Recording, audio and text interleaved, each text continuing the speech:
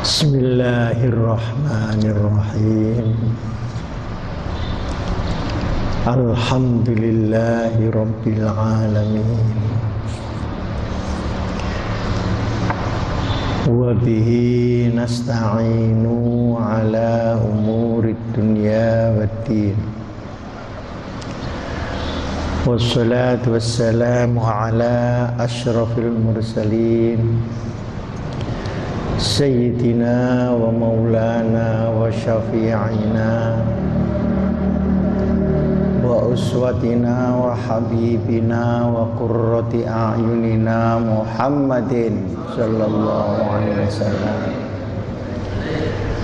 wa ala alihi wa sahbihi ila yaumil qiyamah. Subhanaka la ilma lana illa ma 'allamtana innaka antal alimul hakim.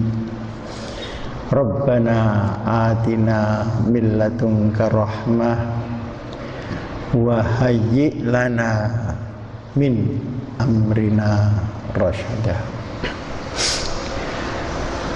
Para jamaah, alhamdulillah, mulai sekarang habis subuh saya akan menyampaikan pengajian. Tidak mengikuti salah satu kitab tertentu, tetapi kita ambil petikan-petikan dari berbagai macam masalah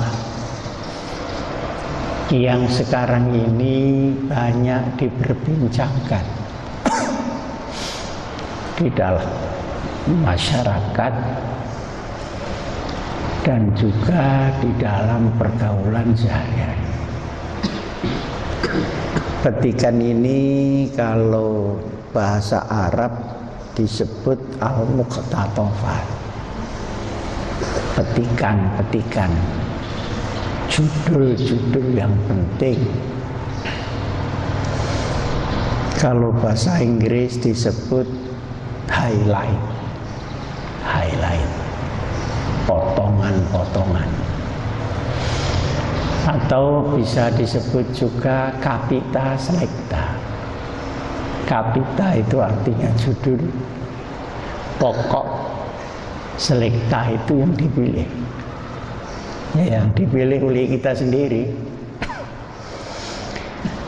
Pagi ini kita akan memulai sebuah judul yang sering dibicarakan orang di dalam masyarakat, yakni tentang hak asasi manusia.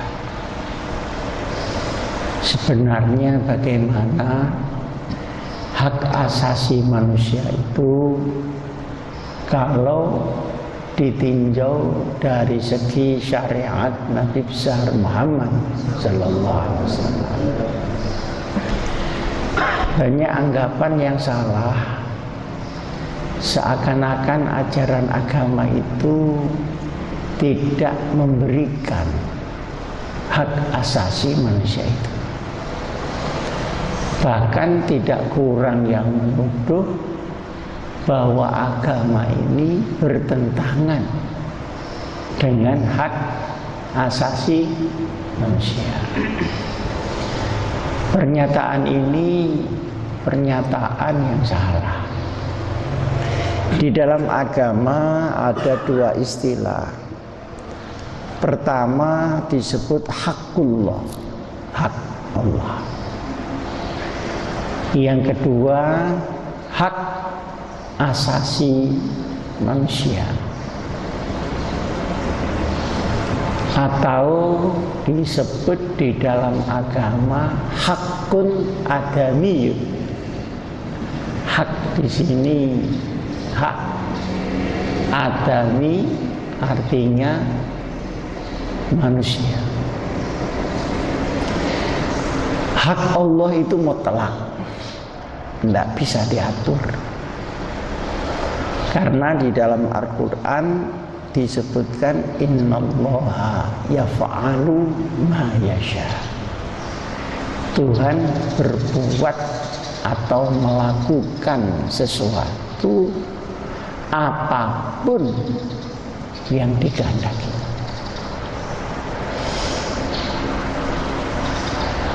Tetapi harus ingat, di dalam Allah mempunyai hak mutlak itu, ada sebagian hak yang oleh Allah dilimpahkan kepada manusia.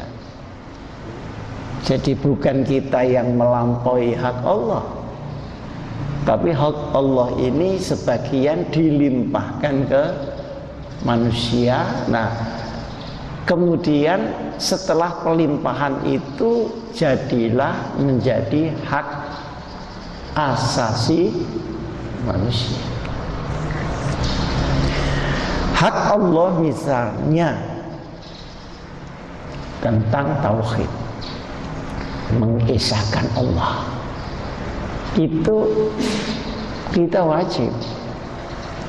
Seandainya kita tidak mengesahkan Allah pun, Allah itu esa. Seandainya kita tidak mengatakan bahwa Allah itu ada, itu tetap ada.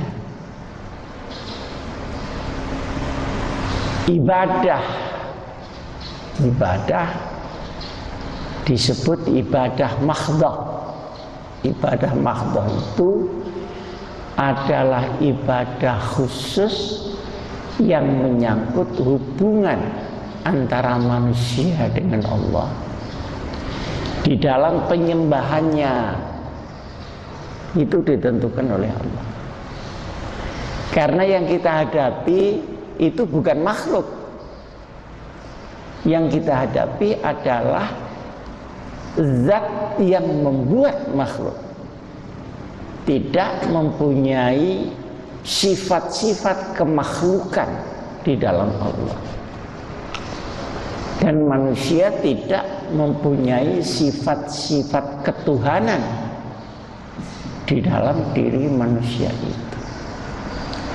Oleh karenanya kalau kita sholat itu diatur oleh Allah, rakaatnya, kemudian bacaannya, gerakannya, waktunya.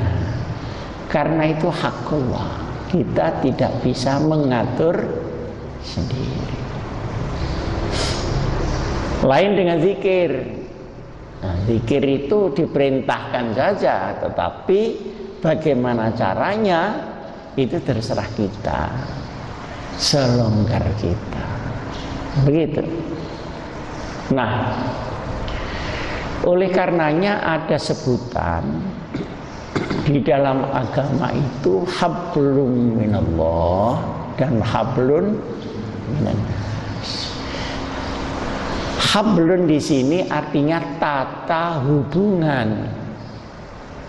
Jadi bukan hablun artinya tali seperti kabel gitu, enggak. Hablun di sini artinya tatanan hubungan kita dengan Allah. Kalau hablum minannas, dia tatanan hubungan sesama manusia.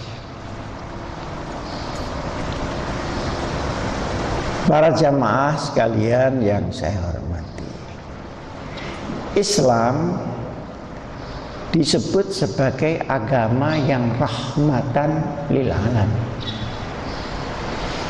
Artinya agama Islam ini rahmat bagi seluruh alam,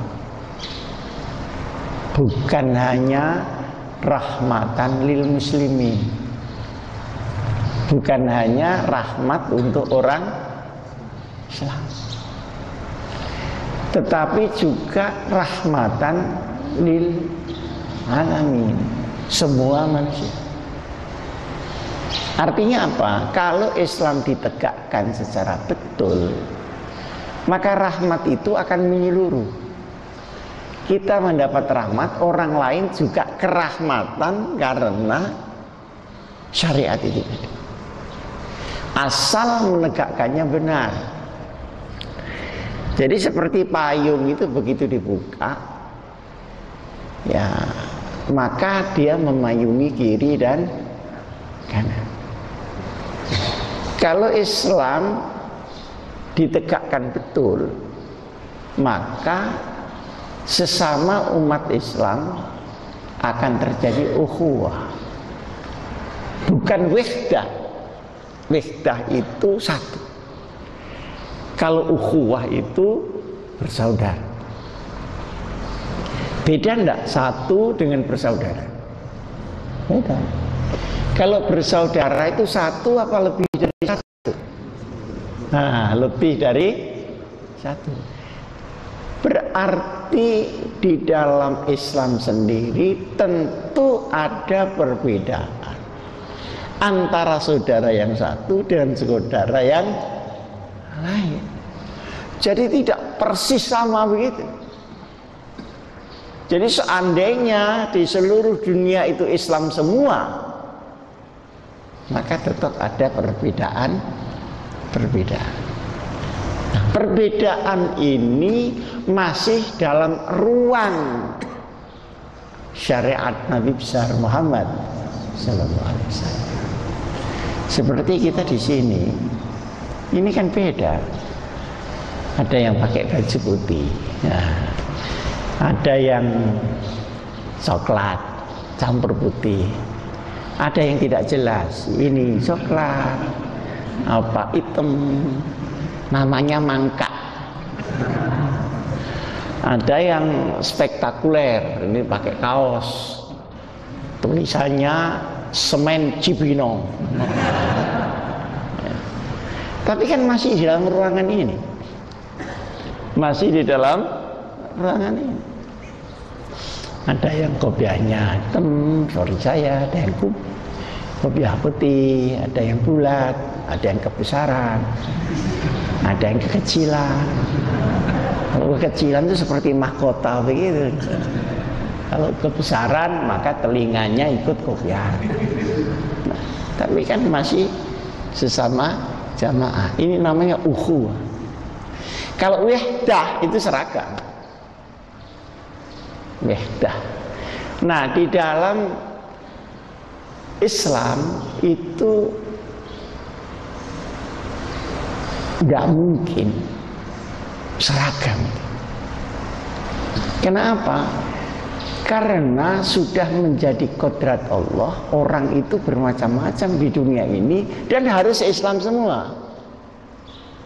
Kalau dia ingin dinul haq liyuzhirahu 'ala dini kulli. Nah, pakaiannya tidak sama. Indonesia seperti kita. Orang India kain satu piece diputar-putar habis. Orang Bali lain lagi, tapi Islam. Nah, baru orang itu menjadi salah kalau dia berada di luar ruangan Islam itu. Nah, berada di luar ruangan Islam itu atas nama Islam apa atas nama bukan Islam? Nah, kalau atas nama Islam tapi di luar ruangan Islam, maka dia harus dikembalikan kepada Islam. Farudduhu ilallahi war. Misalnya Ahmadiyah itu nabinya dua, kan ngaco itu, nabi kok bisa double begitu, gimana itu ceritanya? Tapi kalau kita ada yang kuno, ada yang tidak kuno, ya terserah aja lah. Mungkin kalau ngangkat tangan agak berat, mungkin tangannya semutan gitu. Atau tidak kunut, atau kunut tangannya nggak diangkat, ya sudahlah. Lana a'maluna walakum. Dulu waktu saya kecil, wah kunut itu ribet Pak. Dalam satu masjid ini imamnya kunut, makmumnya tidak kunut, atau sebaliknya udah bubar. Mananya itu jamaah ya. Nah, alhamdulillah sekarang ini sudah tidak lagi, karena sudah tidak sembahyang subuh. Jadi ini perbedaan ini sudah kelewat. Dulu kalau tarawih Ada yang 8, ada yang 20, satu masjid, ribet Pak. Dalil-dalilan. Sekarang tarawih saja sudah alhamdulillah. Itu ukhuwah.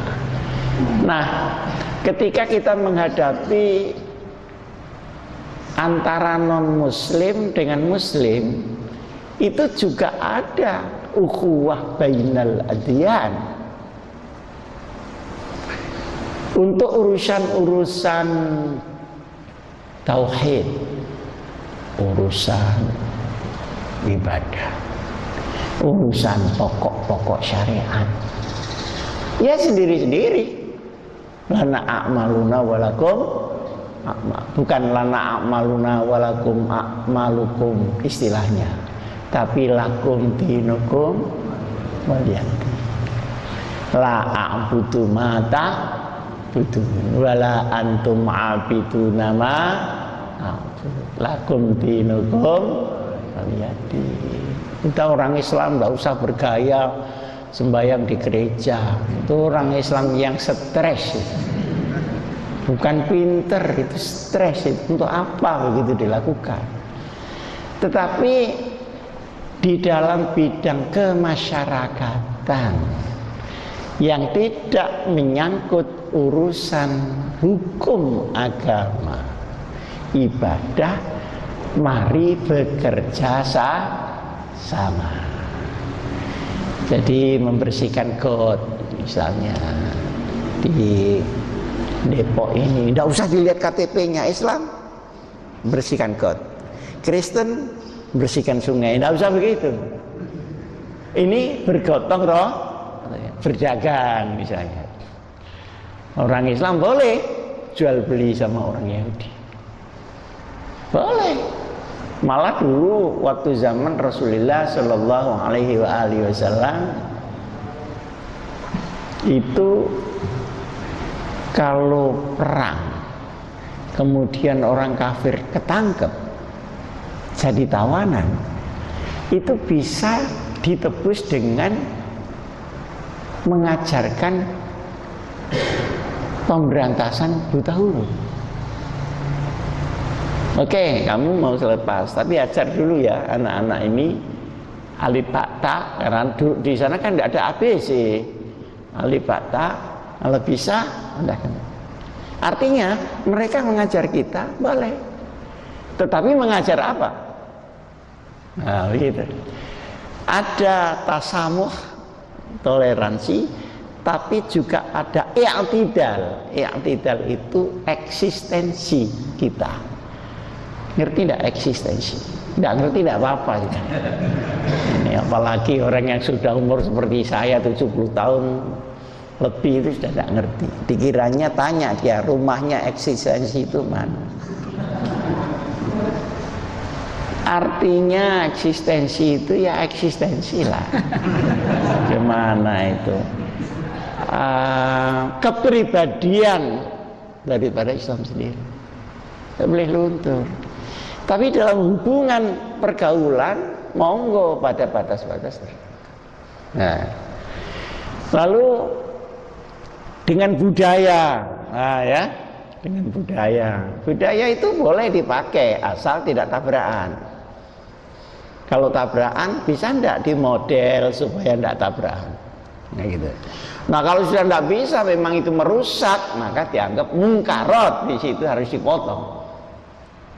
Nah, jadi sebenarnya ada tata cara bagaimana menghadapi sesama muslim, menghadapi non muslim, dan menghadapi seluruh tingkah laku, sekalipun tidak ada di dalam Al-Quran dan hadis, tapi tidak bertentangan.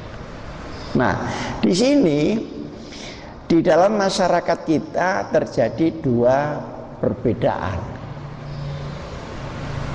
Ada yang mengatakan sesuatu yang tidak ada di Quran dan hadis itu dengan sendirinya otomatis haram. Ada otomatis, ngerti tidak? Jam otomatis itu dengan sendirinya haram. Quran tidak ada, hadis tidak ada. Satu.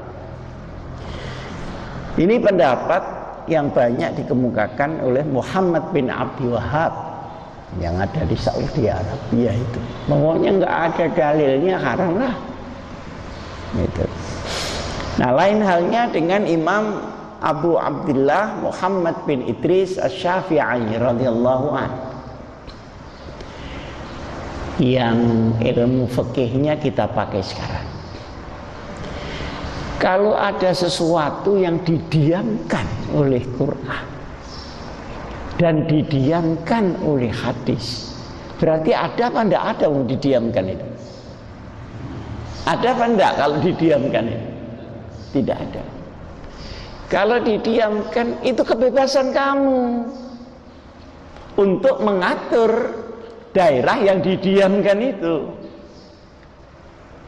Nah, tetapi penggunaan diemnya itu, kebebasan itu tidak boleh nabrak syariat Rasulullah sallallahu alaihi wasallam.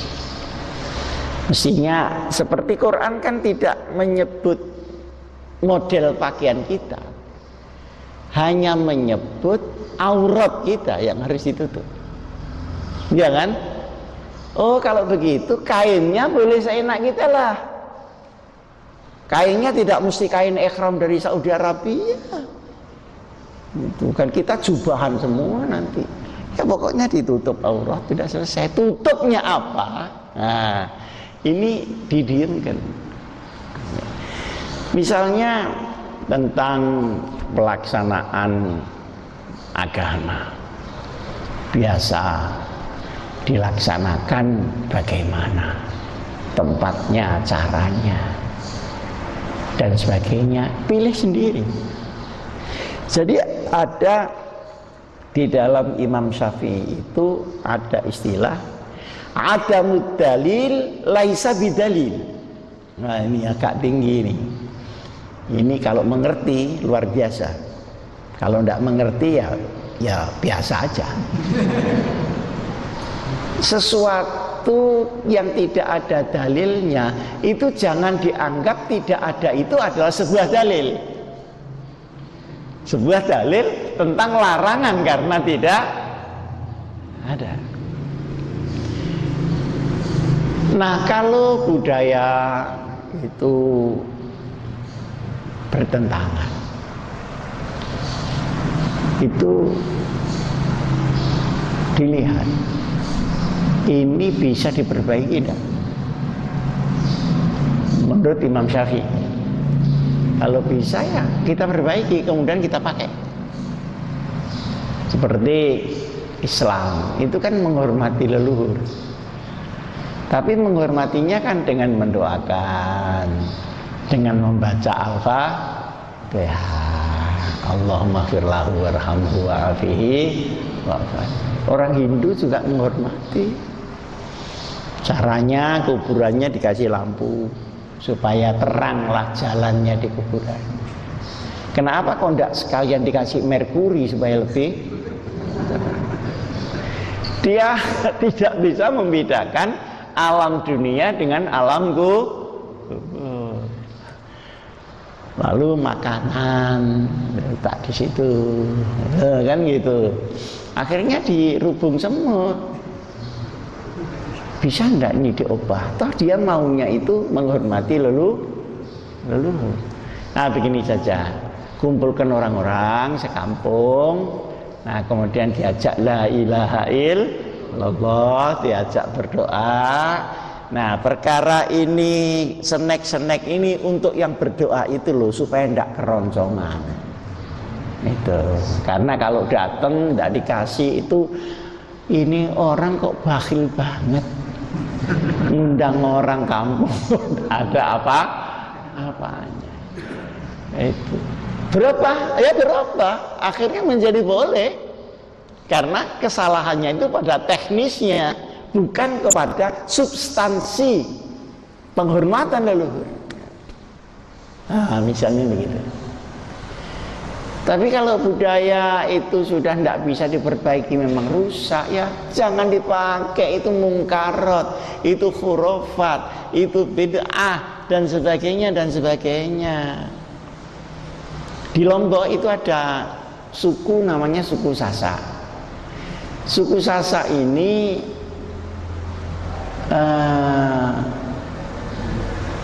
kalau mau kawin, tandanya kalau laki-laki itu cinta, itu perempuan harus diculik dulu. Wah, dibawa ke satu tempat sampai lungset dulu seminggu itu, nah baru lapor kepada calon mentua seia sekata minta dikawinkan, tapi sudah bolong semua ini. Itu apa itu? Padahal ketika belum kawin bersentuhan saja tidak boleh. Apanya yang diperbaiki? Nah harus diberantas. Nah jadi di dalam pendapat Imam Syafi'i itu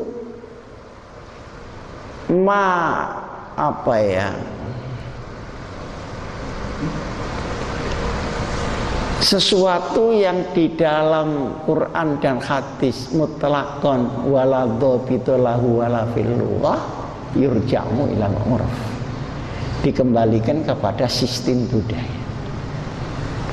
Nah, sistem budaya itu sekalipun tidak wajib, tapi dianjurkan untuk dilakukan kalau budaya itu tidak bertentangan dengan agama. Misalnya, kalau kita pergi ke ini sampai jam berapa ini? Baiknya. Nah, ini sudah 5:30. Jam berapa ditutup? Apa lebih cepat lebih baik?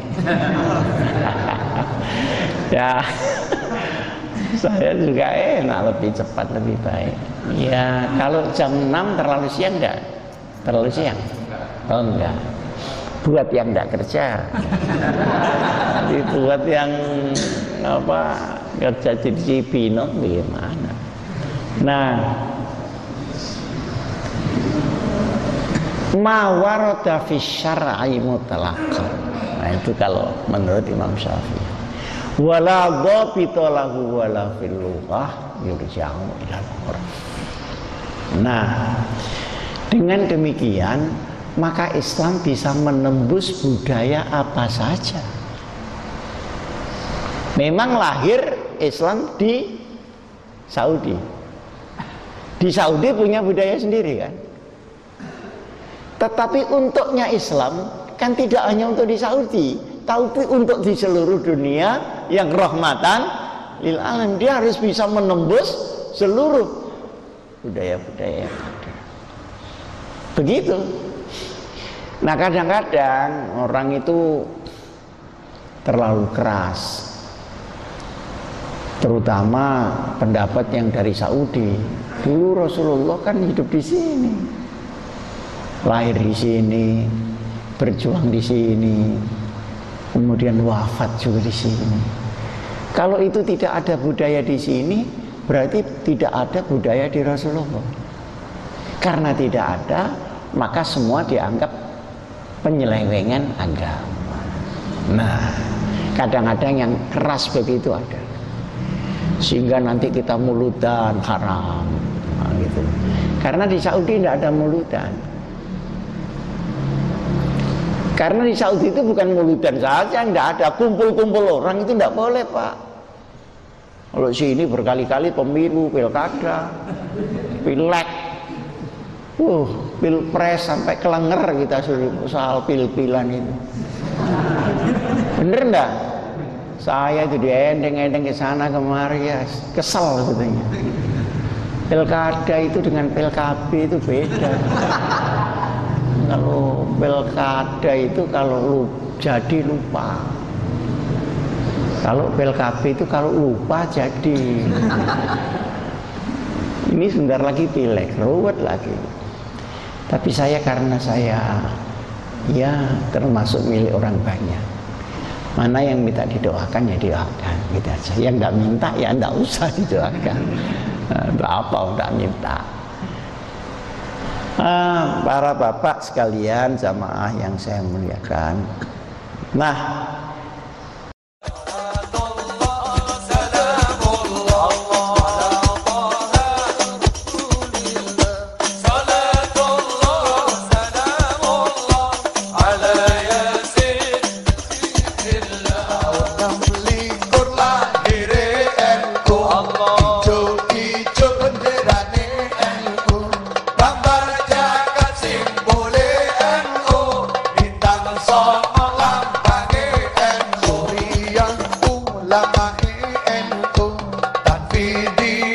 terlaksana.